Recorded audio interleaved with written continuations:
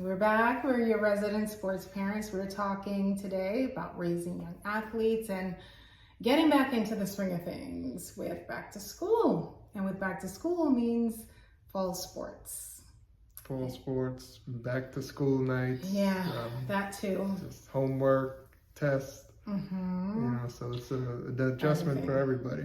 It is. And I feel like I was spoiled over the summer break. A lot of people like, oh my gosh, I'm so excited. My kid is going back to school. I'm so excited. But I'm like dreading the schedule as it picks up. In the summer, everything was early morning. So like Anastasia would swim 6 to 8. O'Shea would train in the morning. So we were done in most days by early afternoon. Everything was done so we could relax a little bit in the evening. But now it's, okay, you got swimming in the morning, swimming in the evening, you have training, you have now a practice that's starting to get back into the full swing of things, new school, getting ready for college prep. It's a lot. It's a lot. O'Shea is in a new school, so it's a brand new environment for him, brand new teachers, brand new everything. So it's an adjustment for all of us. Yes, it is. And he even went on an overnight trip, which was that's like a whole separate video. Yeah. Because it was a little rough. Now I'm going through his schedule for the week, and it's like he has picture day tomorrow. Anastasia just had media day. She had pasta night before her first swim meet. Her first swim meet was on Friday, and boy, that was an ordeal. I'm with these kids, I'm done. I'm like, listen, you guys are getting to this age where you have to realize that it's not just you doing these things. It's us as parents trying to help you navigate the space.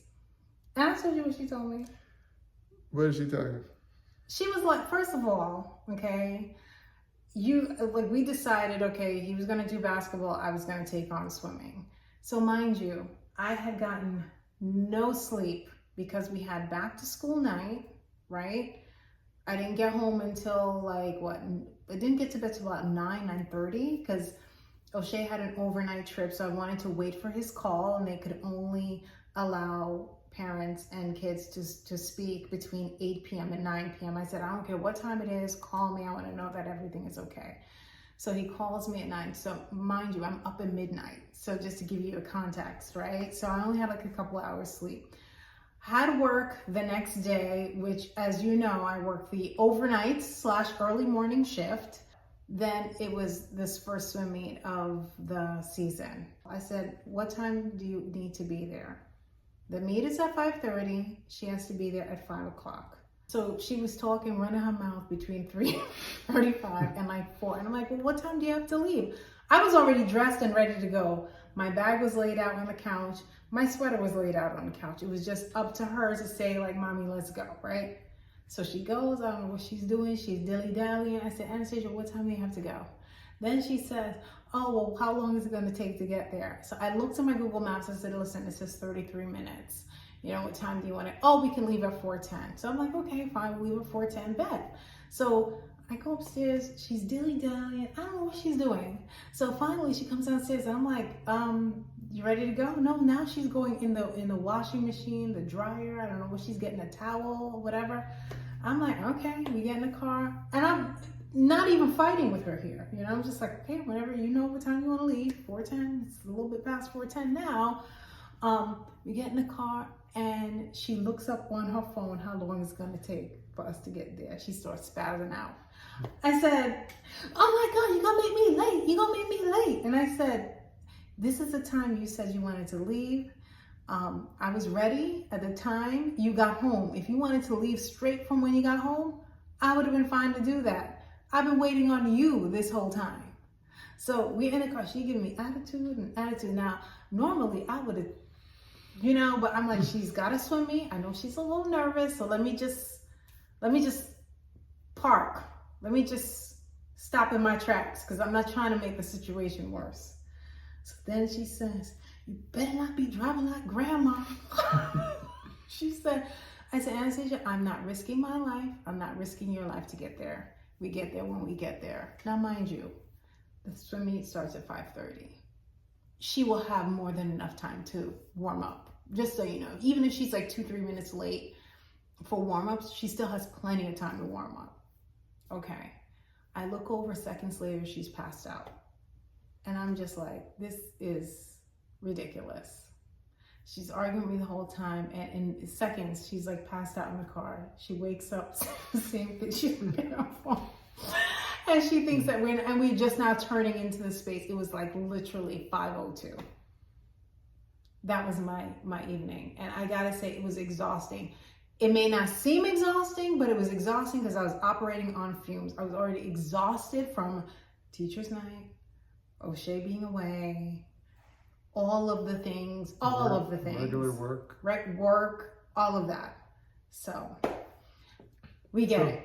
It's a lot. We have a whole calendar that nobody looks at, but yeah, it's another story. No, we look at the calendar. But sometimes it's just so much easier to say, hey, what's happening? Yeah. Why I gotta be scrolling through to figure out what the next step is? Well, you could just tell me because you have it on memory. I don't have it on memory. That's why I put it on the calendar. But yeah, it's a lot. Every day is something. There's multiple practices throughout the week. Anastasia's on 2 teams right now because she does the school team and her club team. O'Shea's got his fall league and his training and his middle school team coming up. It's a lot. And then, you know, like just them getting back in the swing of doing homework and making sure they're on their you know, their grades are good and that they're, you know, because the tests start right away. Yeah, I feel like oh when we were in school, they give you a little bit of a ease in right period where you're just like, you know, you're getting used to being back to school. There was like a test like the first 2 days of school.